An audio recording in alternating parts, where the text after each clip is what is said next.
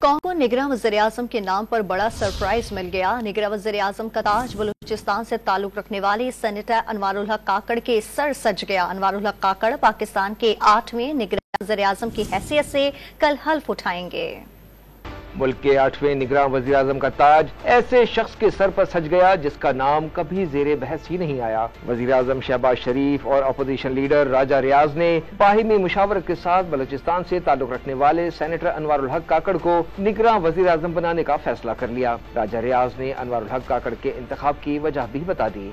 वज़ीर आज़म साहब का और मेरा एक चीज पे हम पहले मुत्तफिक हुए कि जो भी वज़ीर आज़म हो वो छोटे सूबे से हो, तो उस पर फिर हमारा इत्तेफाक हुआ है अनवारुल हक काकड़ साहब पे वो वज़ीर आज़म होंगे। फैसला ये हुआ है कि बाकी 5 नाम जो हैं वो हम किसी को नहीं बताएंगे, लेकिन ये नाम मैंने दिया था और वज़ीर आज़म साहब ने इस नाम पे इत्तेफाक किया। सदर मुमलिकत डॉक्टर आरिफ अलवी ने अनवारुल हक काकड़ की बतौर निगरां वज़ीर आज़म तैनाती की समरी पर दस्तखत कर दिए। नामजद निगरां वज़ीर आज़म अनवारुल हक काकड़ की हल्फबरदारी यौम आज़ादी के मौके पर 14 अगस्त को होगी, जिसके बाद निगरां काबीना की तकर्री की जाएगी।